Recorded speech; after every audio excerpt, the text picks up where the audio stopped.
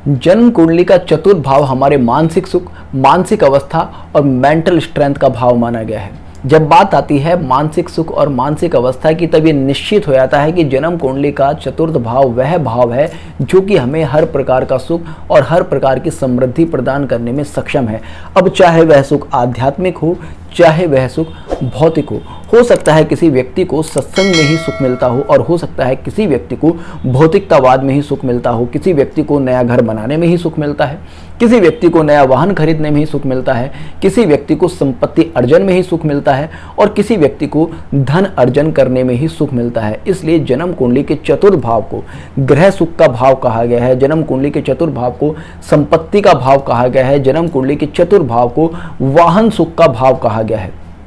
कुल मिलाकर जन्म कुंडली का चतुर्थ भाव वह भाव है जिसके माध्यम से किसी व्यक्ति के जीवन में किस प्रकार का सुख होगा आप ये जान सकते हैं। जब तक जन्म कुंडली का चतुर्थ भाव बली नहीं है, तब तक किसी व्यक्ति को मानसिक सुख की प्राप्ति हो ही नहीं सकती। आपकी जन्म कुंडली के बाकी के भाव कितने भी ज़्यादा स्ट्रांग क्यों ना हो,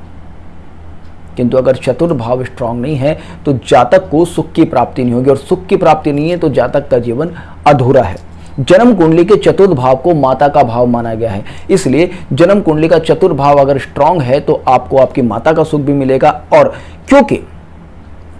माता प्रेम की मूर्ति है, इसलिए जन्म कुंडली का चतुर्थ भाव ये भी दिखाता है कि आपको अपने जीवन में कितना स्नेह मिलेगा, कितनी सिक्योरिटी मिलेगी, क्योंकि माता का आंचल वो आंचल होता है जो कि आपको हर प्रकार की सुरक्षा प्रदान करता है, चाहे वो मानसिक हो, शारीरिक हो, आर्थिक हो, हर प्रकार की सुरक्षा प्रदान करने वाला भाव जन्म कुंडली का चतुर्थ भाव है। जन्म कुंडली के द्वितीय भाव को धन का भाव माना गया है, परिवार का भाव माना गया है। चतुर्थ भाव संपत्ति का भाव है, किंतु आपको संपत्ति कब मिलेगी? जब या तो आपको परिवार आपको संपत्ति दे अथवा आपके पास धन हो। तो बैंक बैलेंस का भाव द्वितीय भाव और परिवार का भाव द्वितीय भाव जन्म कुंडली के चतुर्थ भाव से जब संबंध बनाएगा, तभी किसी व्यक्ति को सुख की प्राप्ति हो सकती है।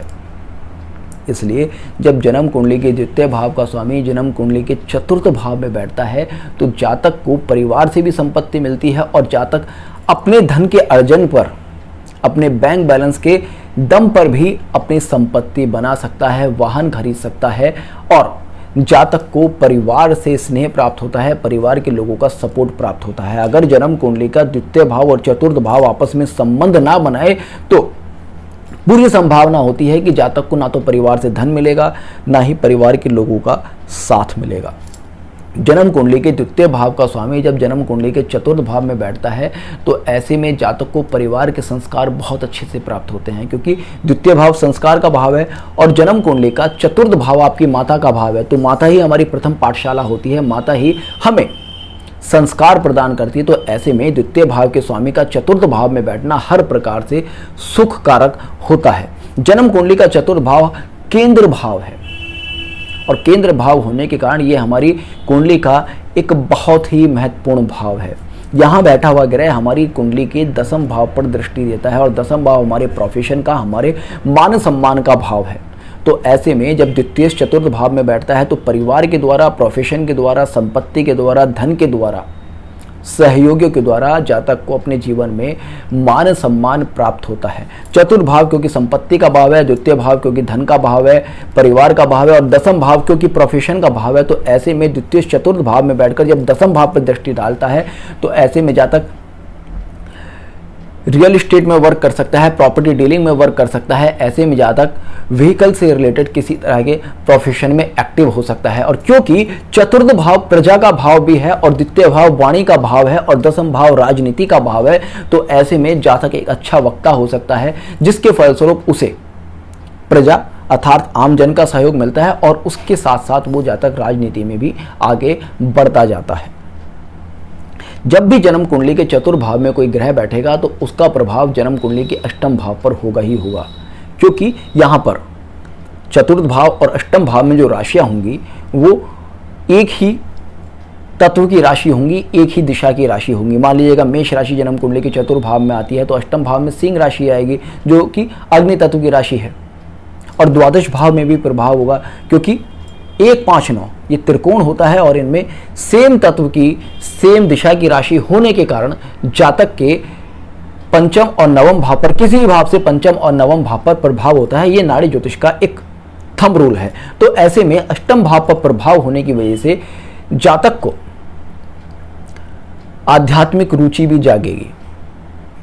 क्योंकि जन्म कुंडली का चतुर्थ, अष्टम और द्वादश भाव का त्रिकोण मोक्ष का त्रिकोण माना गया है। तो ऐसे में आध्यात्मिक रुचि भी जातक के अंदर जागेगी। और द्वितीय भाव का संबंध क्योंकि चतुर्थ भाव से बन रहा है, द्वितीय क्योंकि जन्म कुंडली के चतुर्थ भाव में बैठा है, तो आप ये प्रेडिक्शन दे सकते हैं कि जातक का परिवार आध्यात्मिक रूप से और भौतिक रूप से दोनों ही तरह से सक्षम होगा, और इसलिए जातक का परिवार प्रतिष्ठित होगा। अष्टम भाव में द्वितीय का प्रभाव होने की वजह से आप देखेंगे कहीं ना कहीं जातक के परिवार के लोग माइनिंग जैसी या पेट्रोलियम जैसी किसी बिजनेस से भी रिलेटेड हो सकते हैं। अगर अष्टम भाव में या फिर चतुर्थ भाव में जलीय राशि आती है और राहु का प्रभाव आ जाता है तो इसकी संभावना बहुत ही ज़्यादा बढ़ जाती है। और क्योंकि द्वादश भाव पर भी प्रभाव है द्वितीय का,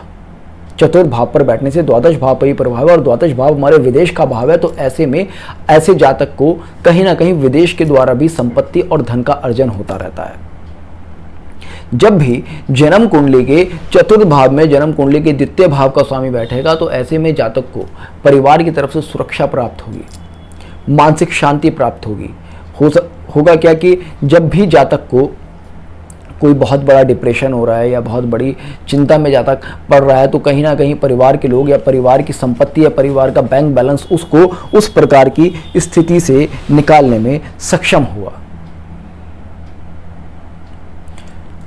तो इस तरह से जब भी द्वितीय जन्म कुंडली के चतुर्थ भाव में बैठेगा तो आपके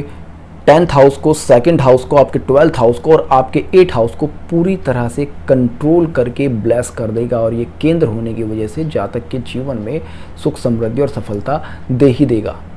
इसलिए द्वितीय का चतुर्थ भाव में बैठना अपने आप में बहुत ही बड़ा राजयोग माना गया है, सर्व सुख प्रदान करने वाला योग माना गया है। तो होपफुली आपका आज का ये वीडियो पसंद आया होगा। तो जुड़ेगा अष्टसूत्र के साथ, मिलते हैं नेक्स्ट वीडियो में। तब तक के लिए जय हिंद, जय भारत।